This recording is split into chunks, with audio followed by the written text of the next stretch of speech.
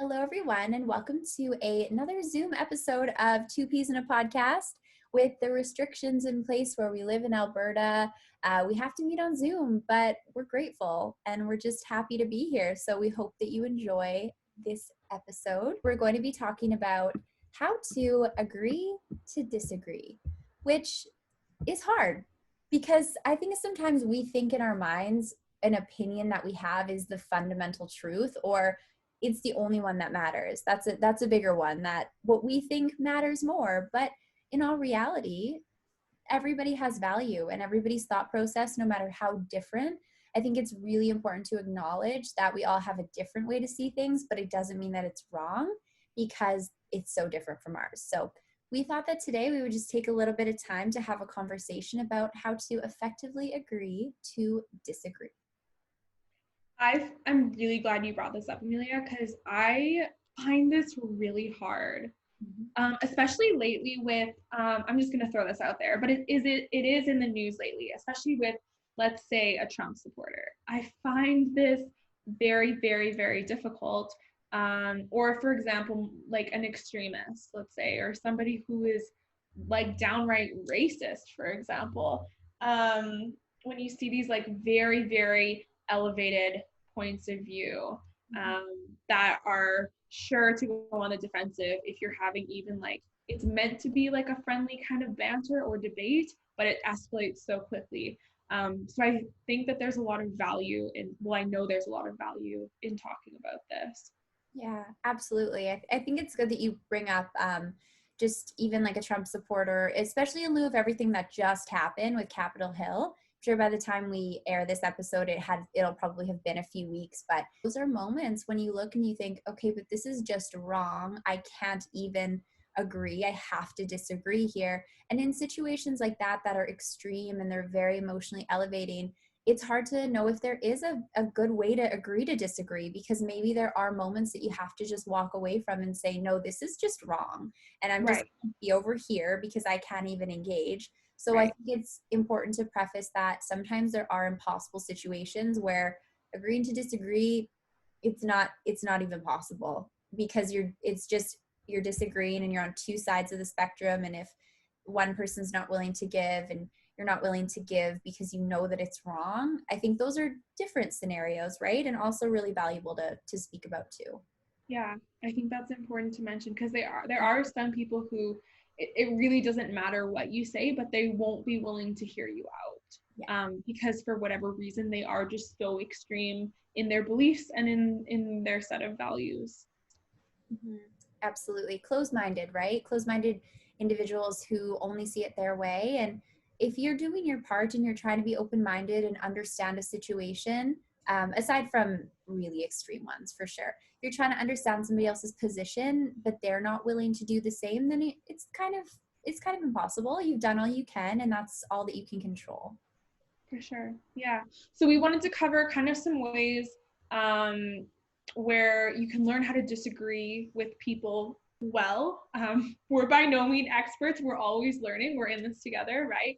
But maybe some like tips in learning how to disagree with somebody in a fair and respectful way. So the first thing that kind of comes to mind when you brought up this topic, and we've covered this before in different episodes, but using I statements is really, really powerful. I have found when I'm having maybe like a heated discussion or a debate with someone, the minute I start to use the word you, it's almost like I'm pointing fingers and there is a divide that's being created. So the moment that I kind of just reflect and like, I just don't understand this, maybe you can teach me, maybe you can maybe I just don't really understand where you're coming from, and you ask for clarification. I find that that is way more valuable and that is way more helpful in those instances. And it doesn't normally, what I found is it doesn't readily put people kind of on the defensive end of things. Right. I like how you speak of using I versus you statements. I'm really bad at saying you when I'm in situations, like I do it all the time. I'm talking about myself, but I'll say when you do this, and it's reflective of the other person. And I've had people say, "Well, no, I don't do that." I'm like, "I didn't mean." I'm like, "Oh, I'm sorry. I didn't mean that." Like my brain just goes automatically to you to kind of like share that. but it's really important, I think, to say this is me, this is what I believe and what I think, so that it's not reflective of other people. So people aren't going to look at you like, well, what do you mean? Like, I don't think that way. So that's really valuable to bring up. Thank you. Yeah, for sure. Yeah, so seeking further clarification to try to understand their perspective. Maybe it feels like we're talking in circles and we're not really getting any traction, but maybe it's because we're not hearing the other person, or we're not understanding what that other person is trying to convey. Obviously staying calm is great. So rather than, if especially with me, like if I feel like I'm going on the defensive, my face is getting really, really hot. Like that's an instant reaction in my body, and I know that about myself. So it's really helpful to just to regulate my body, and just to take a few deep breaths and kind of reevaluate, like, do I want to be going on the defensive right now? Like, is that something that truly I want to be doing? Or do I want to just like have a discussion with this other human in front of me?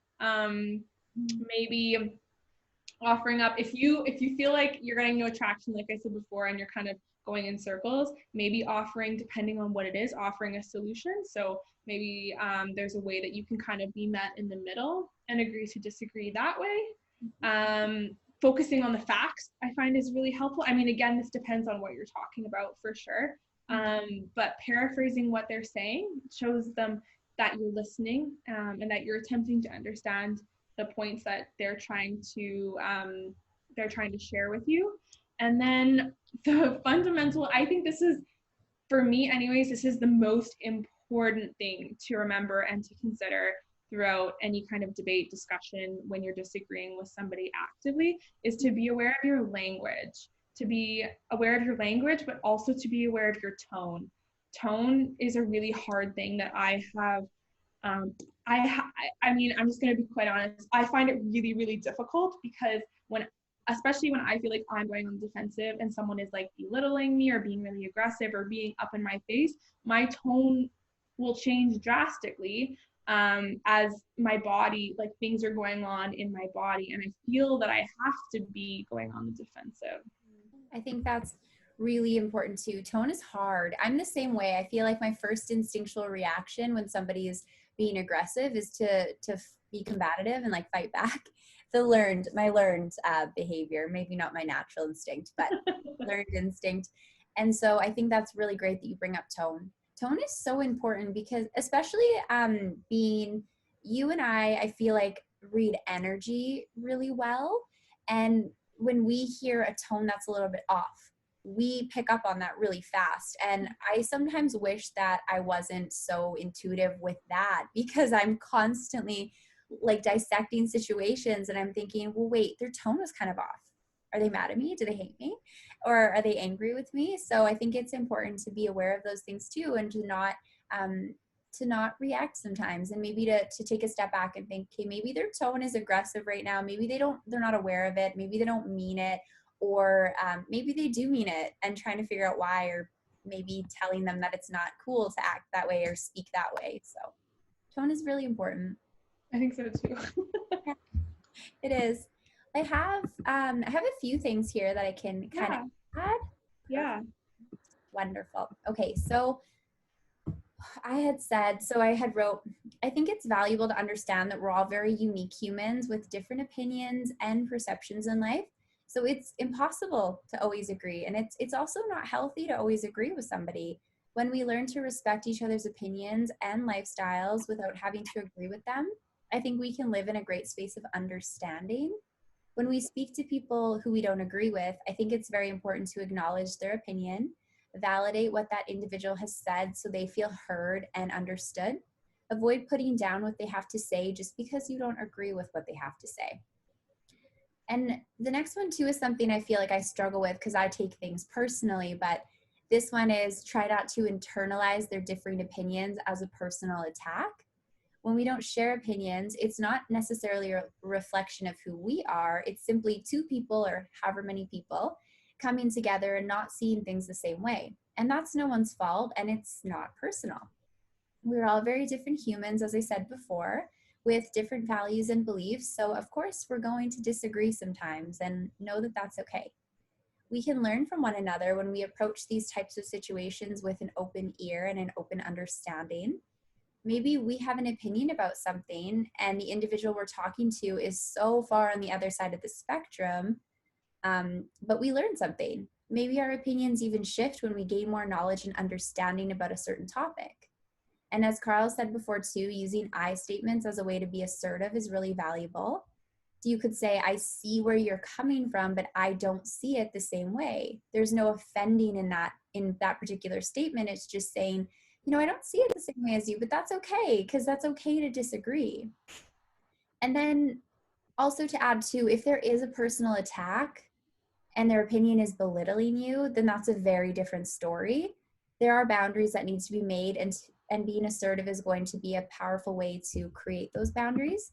So I think it's also important to understand that sometimes people are going to be attacking you, and then there's different rules. It's different. I mean, I think it's always important to say, like, I don't agree. But if somebody is coming at you, sometimes the way that we engage might be a bit different. We might have to be a little bit more assertive and put larger boundaries in place. But if it's generally just a conversation and you don't agree, that's really okay, because maybe you'll even learn something. I love that. I love that you put the learning factor in there, because that's so true. Sometimes in the past, maybe when I've disagreed with someone, sometimes you get so filled with rage, depending on the approach from like your side of things, but the other person's side of things. But if we look at it from that way, like maybe I'll learn something from this human, and maybe we'll leave it that, we still don't agree with each other, but maybe I learned that, maybe it's as simple as I just learned that this perspective just exists to begin with. That can be quite helpful. Yeah, I think so. My sister Sarah always says when we are so far on the other side of the spectrum, sometimes talking about it makes us come to the middle, because I certainly know that there's been situations where I've been talking or I have a thought or an opinion, and then I talk to somebody who's on the other side and they're so far from my opinion, but they teach me something. Yeah. And my opinion kind of goes from being here to like more here.